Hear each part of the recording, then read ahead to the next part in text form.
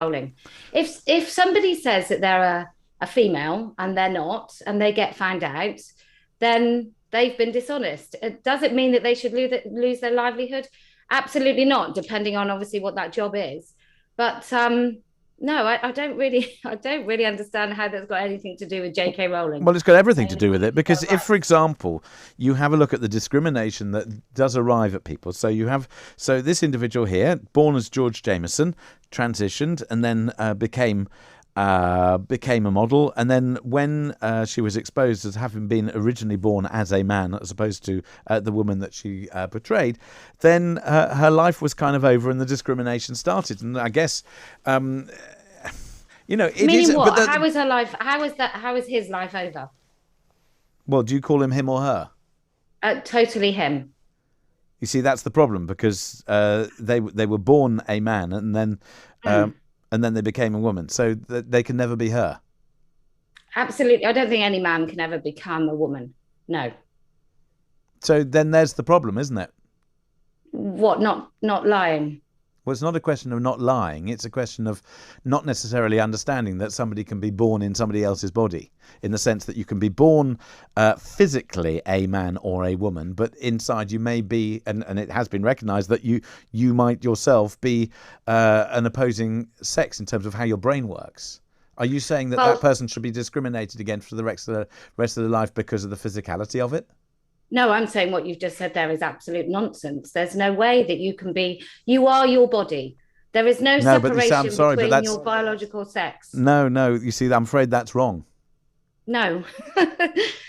In what possible way would the DNA of a human build all the cells one sex except a tiny little bit of a brain that would be a different sex? Well, that's not necessarily. I mean, are you an expert in this? Well, I'd probably say I was more of an expert than somebody who thinks you can Well, actually you're just change telling me that you're an biological expert sex. because you're female, and No, therefore, you use the word expert. I didn't use the word expert. You did. yeah. Well, you're telling me that you can't possibly, but you have no expertise to back it up. Whereas doctors who are experts will say that people can be born. I mean, do you accept that No, some? doctors don't say that.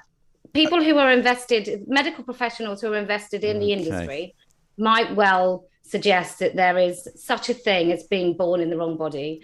Doctors who actually care about patients and truth and honesty don't say such things.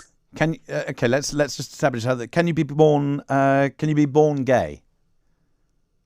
I think there are two routes to homosexuality, according to someone like Sheila Jeffreys. You can either be born gay or you can choose to be gay. You can choose to be gay. Well, yeah, that's according to people Really? who have written about it. Yeah. I mean, Right. probably have to survey the entire population of gay people. I certainly know some gay people who don't think they were born gay, and I know plenty that do. Right. Okay, that's interesting. Okay, and so you don't think that you could be born female, but in fact, in terms of how you operate, you are a man. No, I think you can probably be born any sex and behave in any way, and that doesn't really change your biological structure. But isn't that because you are certain on who you are, in the sense that I'm pretty certain on who I am, and therefore we can come at this subject with the knowledge and the experience that we have. But you can never be in the body, in the mind, in the brain of somebody else. And in fact, by saying the things that you're saying is pretty hateful, pretty disturbing, and pretty How is it unpleasant. hateful? I think what you're saying is pretty hateful towards women, actually, that somebody can just rock up and decide to They don't change. Uh, decide. of course they do. No, you see, Everything we that's the do is a problem. That's decision. the problem. You're assuming that they do, whereas I'm saying, I don't know. I'm not an expert in this, and I'm not Right. somebody, and therefore, I am unsure. But people tell me who have gone through transitioning, it's probably the most difficult thing to face, to confront, to deal with, and Mm. because of the views of people like you, it means that they are facing discrimination at every turn, and you're making their lives worse. I just don't want men in women's spaces, and I don't care how those men identify. So it's up to everybody, however they want to live their lives, that's fine. But when it impeaches upon my life How does it and my impinge on your daughter's life? life, well, if I want to go in a female only space and there's men in there who decide that they're women, then it's no longer a female only space, is it? But then men were If told my that they wanted to have men over any spaces, and then they were told that that was discrimination. They weren't allowed to do it. So are men more unsafe now they can't have the golf clubs? Well, it's not a question of safe. It's just that it's cake and eat it, isn't it? Well, it is for women. Right. It is a question of safety for women. We are much What? So less all men are safe in predators? unisex spaces. No, not all men. Just the one. Some are, and we don't know which ones they are. That's why we have segregated spaces. Right.